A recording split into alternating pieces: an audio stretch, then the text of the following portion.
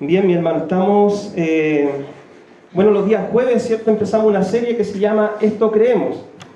Y ya vimos el primer tema que se trató sobre qué creemos sobre la Biblia. Y hoy día culto de misiones, ¿cierto? Mi hermana Mabel me dijo, pastor, falta predicador, amén, yo predico. Y tomando un poco de la serie del día jueves, quiero compartir con ustedes sobre Esto Creemos, sobre la Gran Comisión.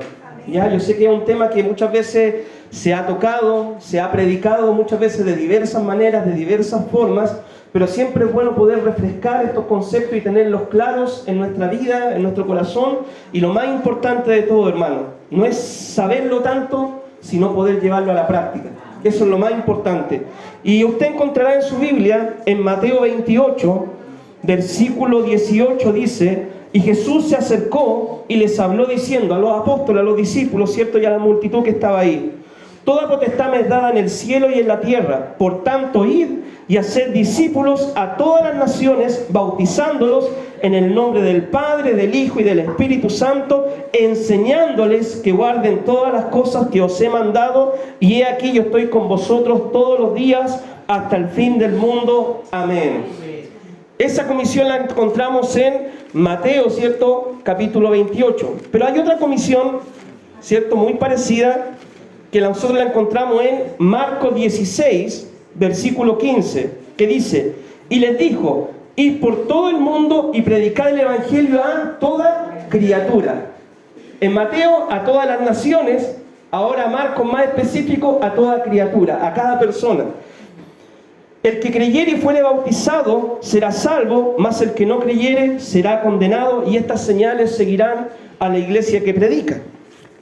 Y nosotros encontramos también en el libro de los Hechos, capítulo 1, versículo 8, cuando los discípulos se estaban preguntando, como nosotros tiempo atrás, ¿cierto? El Apocalipsis, ¿cuándo vendrá Cristo? Los discípulos se estaban preguntando: Señor, ¿cuándo vas a establecer tu reino acá en la tierra? ¿Será ahora, mañana, cuándo? Y el Señor les dijo: no les corresponde a ustedes saber los tiempos ni las sazones que el Padre puso en su sola potestad. Solamente una cosa necesitan saber. Hechos 1:8 dice: pero recibiréis poder cuando haya venido sobre vosotros el Espíritu Santo, y me seréis testigos en Jerusalén, Judea, Samaria y hasta lo último de la tierra. Jerusalén, Judea, Samaria y hasta lo último de la tierra. Entonces, tomando estos textos, ¿cierto?, que son la base de la Gran Comisión, vamos a hacer el estudio del día de hoy. Una vez le preguntaron a Billy Graham, le dijeron: si tú, Billy Graham, tuvieras que extender el reino del Señor, ¿cómo lo harías? En una entrevista que le hicieron a este gran evangelista. Y él dijo: mira, yo si tuviera que extender el reino del Señor, ¿qué es lo que haría? Me conseguiría 10 o 12 hombres fieles, con los cuales compartiría 1, 2 o 3 años de mi vida, enseñándoles todo lo que Dios me ha enseñado a mí, formándolos espiritualmente, y después delegándolo a que ellos continuaran el ministerio. Y nosotros, cuando escuchamos esa ilustración o esa historia de Billy Graham, nosotros decimos: ¡ay, qué tremendo, qué sabiduría que tiene este hombre!, ¿cierto? Juntar 12 hombres, discipularlo y después enviarlo. Pero la verdad es que no es nada nuevo, porque eso fue precisamente el plan de Jesús. Fue precisamente lo que hizo Cristo para extender su reino. El Señor, cuando vino acá a la tierra, sabía de que Él un día debía partir. Él comenzó su ministerio a los 30 años, su ministerio duró 3 años y medio, y Él sabía que debía regresar al Padre. Y sabía que alguien debía quedarse para continuar la tarea que Él había comenzado. Entonces, ¿qué hizo el Señor? Invirtió su tiempo, su vida, en preparar y capacitar a 12 hombres, ¿cierto?, para que ellos continuaran la tarea del ministerio. Entonces, cuando nosotros vemos el evangelismo en la Biblia y vemos el plan de Jesús en cómo Él evangelizaba, primer punto, ¿cierto? Jesús llamó a 12 hombres. Y eran hombres comunes y corrientes, hermano, eran hombres como nosotros, ¿ya?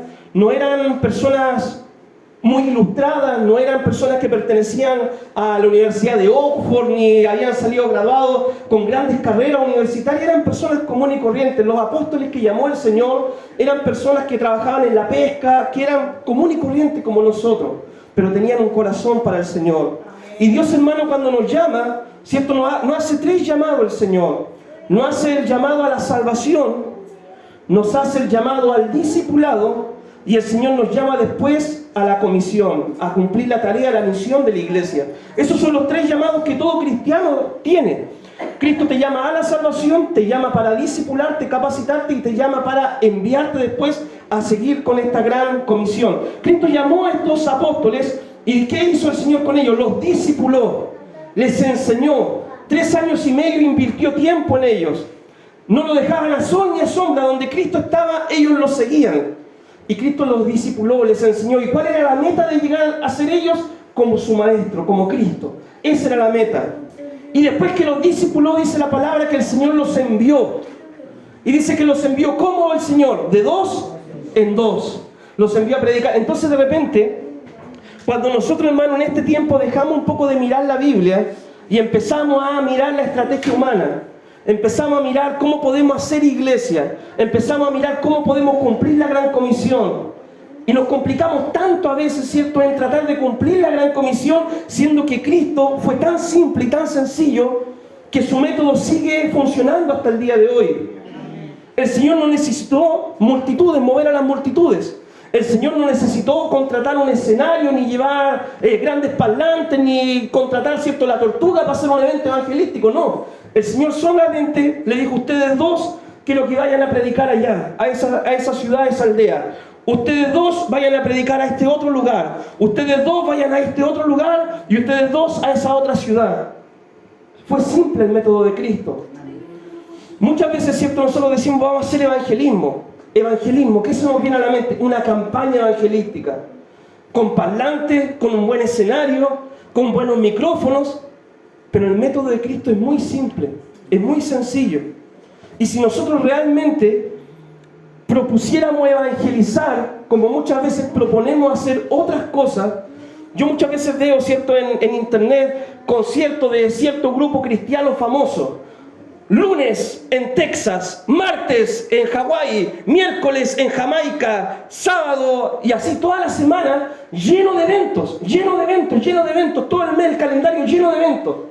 Si nosotros, hermanos, nos propusiéramos evangelizar usando ese método, ¿cierto?, diciendo: hoy día lunes en Centinela, martes en Los Morritos, miércoles en Villa Badarán, jueves en Nueva Los Lobos, viernes en Puerto, sábado en Mirador Pacífico, domingo, ¿cierto?, a la familia. Seríamos mucho más efectivos. Pero muchas veces nos complicamos la vida. ¿Por qué? Porque dejamos de mirar la Biblia y empezamos a mirar la estrategia humana del hombre. Después que el Señor los envió, los supervisó a estos discípulos, ¿cierto? Ellos dicen que regresaron y el Señor les preguntó cómo les fue. Y también cuando el Señor mandó a 70, les preguntó cómo les fue. Y ellos dijeron: Señor, hasta los demonios se nos sujetan. Y el Señor les dijo: mira, no se alegren, sino alégrense de que su nombre está escrito en el reino de los cielos, que es lo más importante. Entonces el Señor le pidió cuenta, le dijo cómo le está yendo, cómo está funcionando su ministerio. Debían ellos hablar primeramente a los judíos. El Señor los envió a predicar primeramente al pueblo judío, a las ovejas perdidas de Israel. ¿Para qué? Para ser efectivos. Cuando nosotros, antes de salir a las misiones transculturales, antes de ir a otros países a predicar, debemos tener primero la práctica y predicar primero a nuestro entorno, nuestra familia, nuestro barrio, nuestro vecindario, nuestros vecinos. Primeramente, antes de ir a querer a ganar a los chinos a la China, tenemos que saber predicar el evangelio a nuestros vecinos. Entonces Cristo lo envió primero a los judíos. Los envió de 2 en 2 con un mensaje muy claro y muy sencillo: llamen a la gente al arrepentimiento. Díganle: el reino de Dios ha venido y es necesario que se reconcilien con Dios. Y hoy en día es el mismo mensaje, no ha cambiado. El mensaje no es: Dios te va a dar una casa. El mensaje no es: Dios te va a solucionar todos tus problemas. El mensaje no es: ven a Cristo, noche de milagro. No es el mensaje. El mensaje es: es necesario que te reconcilies con Dios. Es necesario que tu vida se adecue a la voluntad del Señor. No ha cambiado el mensaje, ¿ya? Si no lo recibían, ¿qué debían hacer los discípulos? Ellos debían simplemente sacudir sus pies e irse a predicar a otra ciudad donde sí lo recibieran. Muchas veces yo, cuando salgo a evangelizar con los hermanos, ¿cierto?, Y los hermanos son nuevos sobre todo, y de repente nos falta el vecino pesado, ¿cierto? Porque hay, pues. Y le dice, no, yo no quiero nada con el evangelio. Y los hermanos, como picados así con el tratado, le dice, bueno, que Dios le bendiga, le dice. Que Dios te llene de bendiciones, así como que Dios te manda un rayo y te parta y te llene de bendiciones. Si uno va a predicar y alguien no te recibe el tratado, bueno, vecinos, que esté bien solamente, ya no es su tiempo. Muchos de nosotros estuvimos en una condición así antes de tener un encuentro personal con Cristo. Yo me acuerdo que cuando mi mamá me predicaba la palabra, ¿cierto? Me decía, Jorge, anda a la iglesia. Yo le decía, no, yo no quiero nada con el evangelio. Le chispeaba y las plumas, dijo el otro. ¿Ya? Así le decía, yo no quiero nada con el evangelio, no quiero nada con el Señor. Pero llegó mi tiempo y pude conocer al Señor. Así también nos va a pasar a nosotros. Vamos a ir a evangelizar y quizás muchos no van a querer recibir. Pero nosotros simplemente seguimos avanzando y vamos donde los que sí quieren recibir la palabra. Si lo recibían, ¿qué debían hacer? Debían permanecer en ese hogar enseñándoles la palabra. Mire qué sencillo. Dijo el Señor, vayan, prediquen, y si alguien lo recibe, permanezcan en esa casa, no anden de casa en casa, ¿cierto? No van a tomar el desayuno ahí, el almuerzo acá, la merienda allá, y la 11 en la otra casa. No, hermano, si tenían que estar en una casa nomás, haciendo discípulos, y si llegaban más gente, ¿cierto? Lo invitaban a ese hogar y tenían una reunión. Pero así era el método de hacer discípulos, de extender el reino y de plantar iglesia en la iglesia primera. Debían dar de gracia lo que de gracia habían recibido. Es decir, no debían cobrar, hermano, por predicar la palabra. Si alguien necesitaba que oraran por ellos, ellos no debían decirle, bueno, pero mi tarifa son... No, era de gracia, dar de gracia lo que de gracia ellos habían recibido.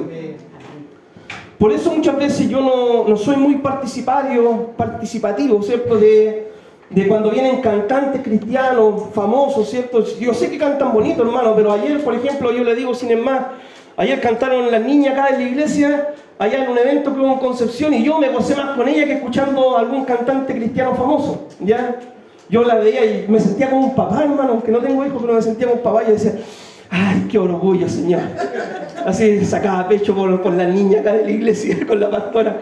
Y yo me gozaba con ella. Pero yo por eso, volviendo al tema, no soy muy participativo, ¿cierto? De tener que ir a un evento cristiano para pagar por escuchar a alguien cantar, para pagar por escuchar a alguien predicar. Porque la Biblia nos dice que de gracia recibimos y debemos dar de gracia lo que recibimos. ¿Ya? Entonces uno nunca debe cobrar por predicar o ir a predicar para que te den una ofrenda, ¿ya? Ahora, si te invitan a algún lugar, ¿cierto? Y dicen, hermano, mira, ven a predicar, y tú sin pedir nada te dicen, hermano, toma una ofrenda, no sé, para el auto, para la benzina, para los pasajes, para lo que sea, amén, gloria al Señor, uno lo recibe, le pone la bendición, ¿cierto? Y lo puede ocupar. Pero no decir, no, yo voy a cobrar por ir a predicar, eso no debemos hacer nosotros los cristianos. Lo otro, Dios iba a encargar del sustento de los discípulos. Cristo le dijo, vayan a predicar, no lleven alforja, nada, y Dios va a sustentarlos. Y es como pasa hoy en día. Cuando Dios levanta a alguien para el ministerio, Dios se encarga de sustentar a esa persona en el ministerio. Dios proveerá, hermano. Dios abre las ventanas de los cielos y derrama bendición de una o de otra parte. Y Dios siempre provee. Se lo digo yo, por experiencia propia. Ya estamos llegando a fin de mes, hermano, y el Señor siempre ha provisto. Nunca me ha faltado a mí. Gracias al Señor. Y Dios cumple su promesa, Dios es fiel, ¿ya? Y sin necesidad de estar tampoco siendo repetitivo en los temas, ¿cierto? Que hay iglesias que usted va todos los domingos, ¿cierto? Y lo único que le predican es el diezmo y la ofrenda. No, sin necesidad de hacer eso, ¿cierto? Dios se va a encargar de proveer el sustento de suministro de sus hijos, ¿ya? Y lo otro, los discípulos debían esperar oposición. Cuando ellos fueran a predicar, Cristo les dijo, mira, se levantarán los de la sinagoga, se levantarán de aquí y de allá, los perseguirán. Ellos debían esperar oposición. Entonces no es extraño que nosotros cuando fuéramos a predicar, muchas veces encontremos oposición. Que baja la música, oye, que esté molestando, que por qué no te vais con el parlante para otro lado. Pero si usted le pone un Bad Bunny, ¿cómo perrean, ah? Pero si usted le pone una alabanza, un corito, ¡ah, que me molesta! ¿Cierto? Que no quiero escuchar la alabanza. Es muy raro esto en la gente. El otro día yo en una micro, ¿cierto? El chofer tenía pura alabanza bonita de meditación y yo me iba gozando ahí en la micro. ¡Ay, gloria al Señor! Y la gente en la micro ahí, oye, la música tan fuerte, oye, la música aquí que molesta, oye, la música. Y yo me he ido en micro, hermano, donde, para empezar, el chofer va manejando como loco, ¿cierto? El otro día íbamos con la pastora bajando el pescador, hasta le pegaron ahí, oye ya, pues si vamos bajando acá en la micro y hay animales, le decían. Y ahí le golpeaban porque iba muy fuerte, hermano. Y de repente con la música fuerte, las cumbias, todo, y a la gente a nadie le molesta. Todos van ahí. Pero si usted pone una alabanza, le molesta. No es que le moleste la música, lo que le molesta es el mensaje. Eso es lo que le molesta a la gente. El contenido del mensaje. Ya la gente va a rechazar el evangelio, mucha gente. ¿Por qué? Porque quiere seguir viviendo en su pecado, ¿cierto? En su forma de vida. Bien, segundo punto. Esta es la primera parte de la comisión, el evangelismo. Segundo punto es hacer discípulos. ¿Ya? Jesús predicó a las multitudes, pero se encargó de discipular a 12 hombres. Predicó a las multitudes, pero discipuló a 12 hombres que se dejaron discipular por el Señor. ¿Ya? Los discipuló con su ejemplo, con su enseñanza y delegándole tareas. Así discipuló Cristo. Al Señor primero lo vieron hacer las cosas, después el Señor le enseñó cómo debían hacerlas y después el Señor los delegó para que ellos hicieran lo mismo que Él había hecho. Antes de mandarlo a sanar enfermos, el Señor les mostró cómo se sanaban los enfermos. Antes de mandarlo a predicar, el Señor les mostró cómo debían predicar. Y esa es la forma de discipular, hermanos. No solamente con la enseñanza verbal, sino con el ejemplo. Y también dando tareas para que ellos lo hagan y uno va supervisando. El Señor corrigió los errores de los discípulos. ¿Quién no ha cometido errores? Amén. Todos nos hemos equivocado de repente en nuestro entusiasmo, ¿cierto? Y necesitamos de repente que alguien nos diga, mira, no es así, esto hay que hacerlo de esta forma. Y el Señor corrigió también a sus discípulos para que ellos pudieran hacer las cosas bien. El Señor aclaró las dudas de sus discípulos. Ellos tenían dudas muchas veces, Señor, pero ¿cuándo será tu venida? ¿Qué señal habrá de tu venida? Tenían dudas y el Señor les encargó de aclararles las dudas. Todo eso tiene que ver con discipulado. Los discípulos debían enseñar todo el consejo de Dios. Una vez ellos aprendido la palabra, ¿qué es lo que decía la Gran Comisión? Enseñándoles que guarden todas las cosas que yo les he mandado. Los discípulos, una vez aprendido, debían enseñar a otros todo lo que ellos habían aprendido. Y no debían inventar el mensaje los discípulos. El mensaje ya estaba dado, hermano. El mensaje no hay que inventarlo, el mensaje solamente hay que retransmitirlo con fidelidad. No hay que inventar, hermano, el mensaje. El mensaje hay que retransmitirlo con fidelidad al Señor solamente. No debían inventar el mensaje, ¿cierto? Un creyente para crecer en el día de hoy debe participar de lo que es la educación bíblica de la iglesia, que eso viene a ser el discipulado para nosotros el día de hoy. Y gracias a Dios, hermano, en esta iglesia tenemos mucho discipulado. ¿Ya? Tenemos mucho discipulado. Los días lunes tenemos estudio bíblico a las 9 de la noche por internet. Usted puede estar ahí acostadito en su cama, ¿cierto? Con la Biblia abierta y ahí tener su estudio bíblico, estar tomando una oncecita en la comodidad de su hogar.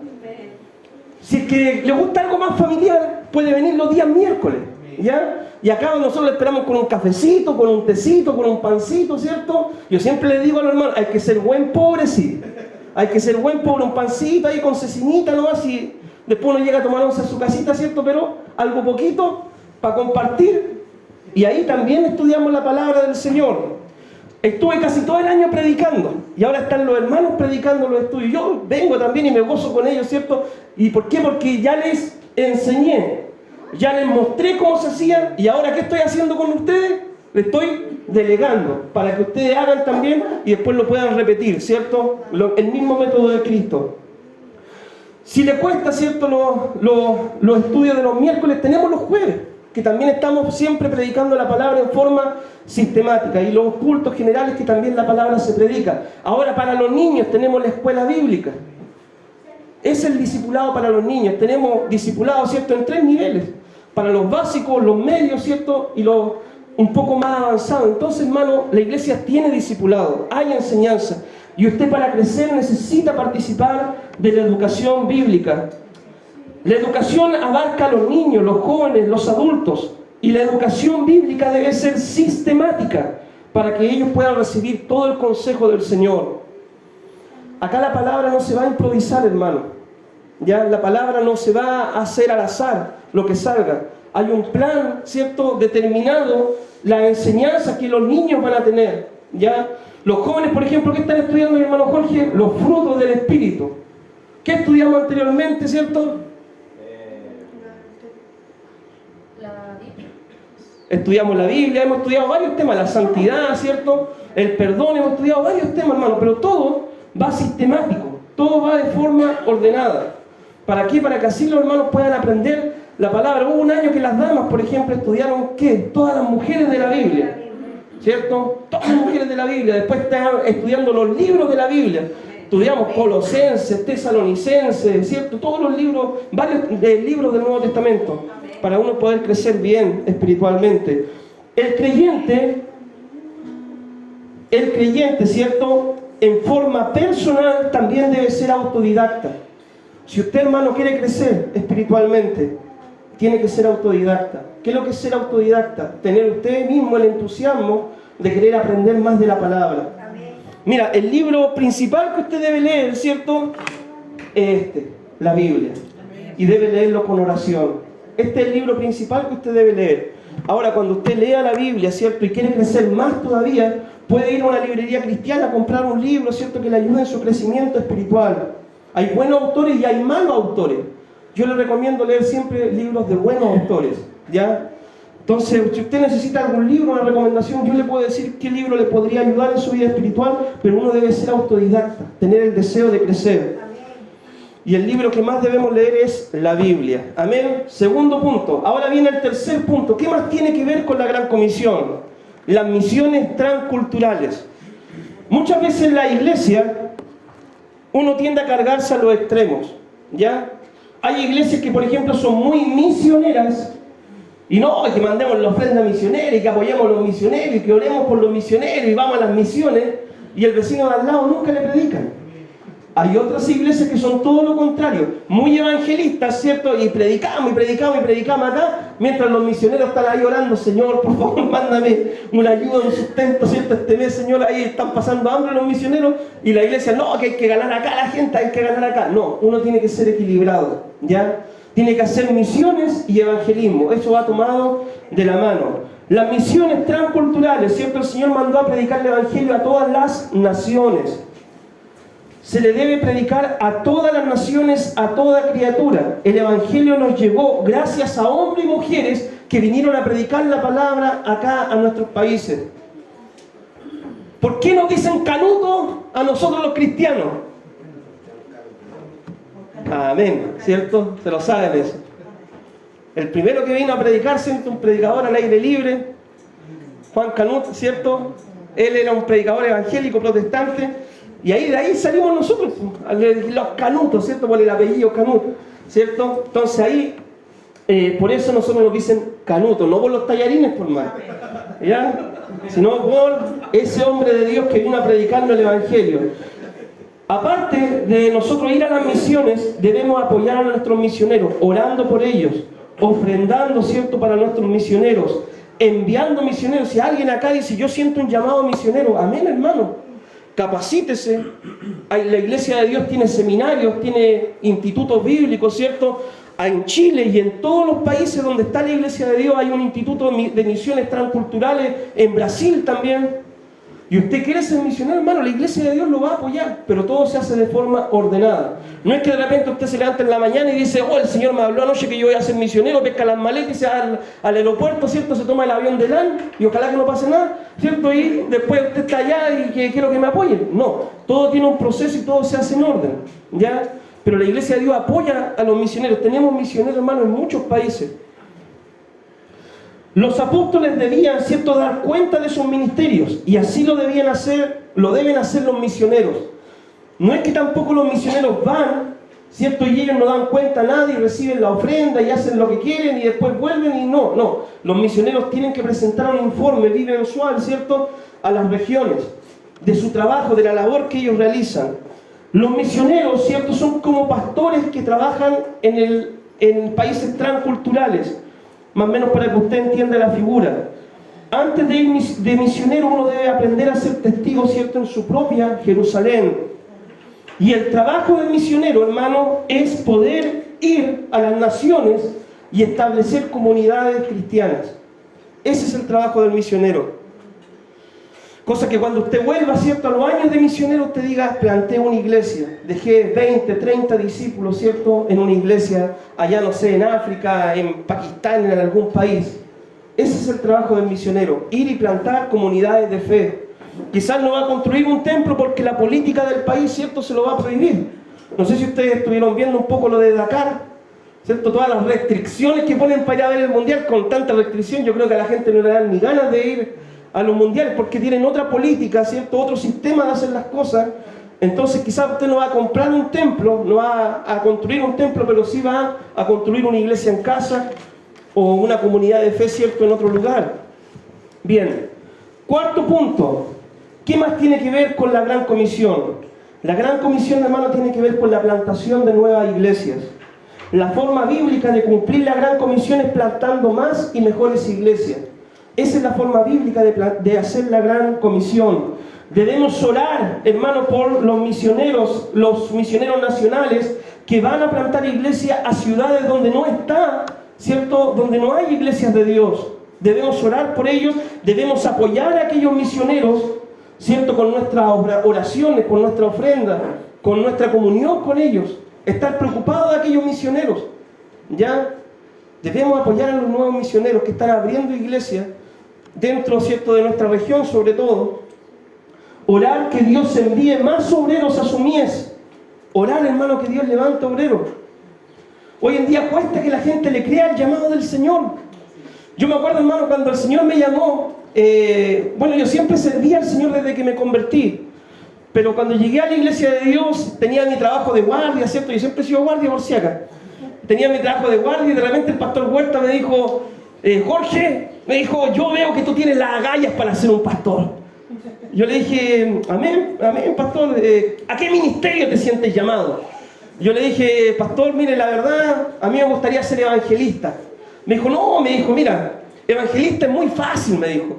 Un evangelista anda por aquí, por allá, predicando la palabra, pero tú vas a ser un pastor, me dijo.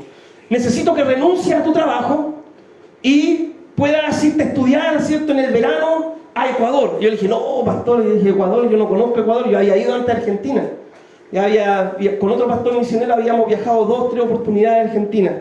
Le dije, ¿y no hay seminario en Argentina? Me dijo, sí hay un seminario en Argentina. Mira, voy a conversar y necesito que renuncies a tu trabajo, te prepares y vayas a estudiar entonces a Argentina. El llamado al ministerio demanda negarnos a nosotros mismos, hermano. ¿Ya?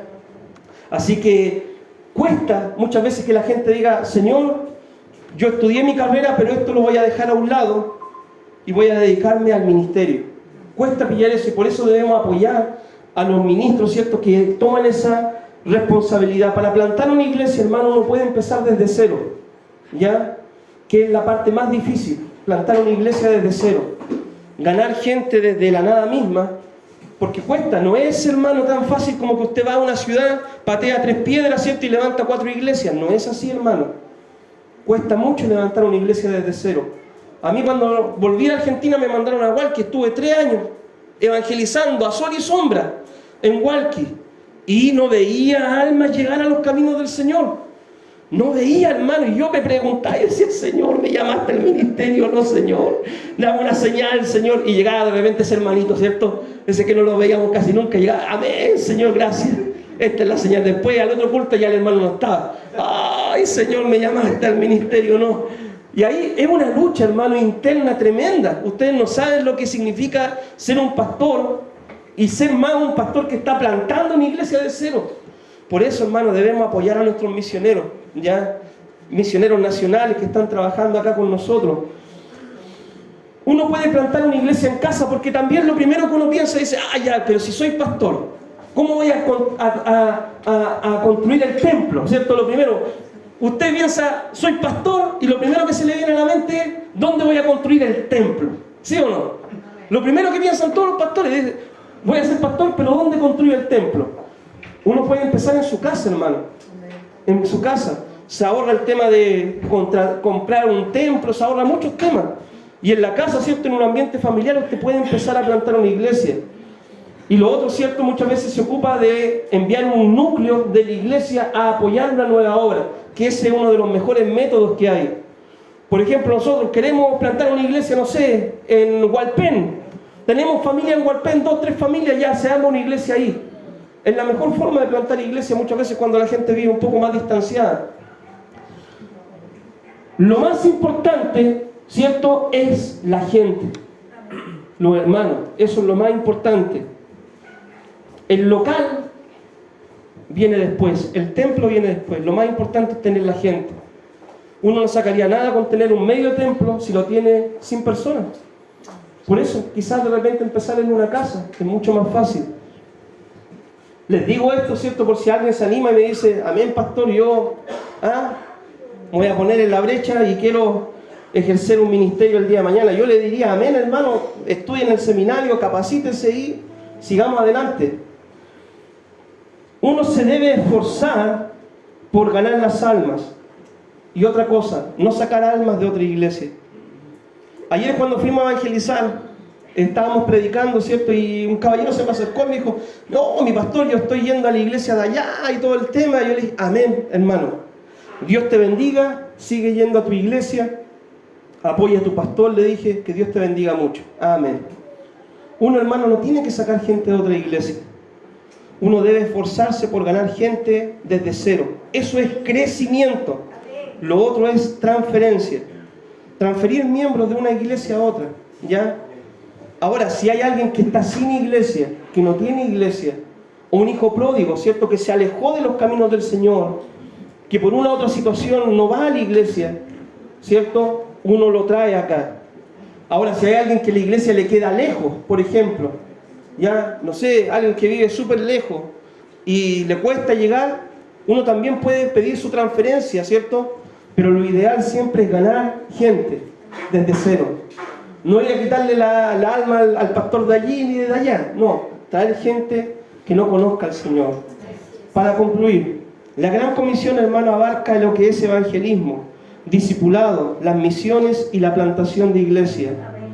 Todos somos útiles en esta Gran Comisión y podemos aportar de una o de otra forma, orando, ofrendando, yendo, pero todos somos útiles. Y Dios te necesita a ti para que otros conozcan a Jesucristo. Amén.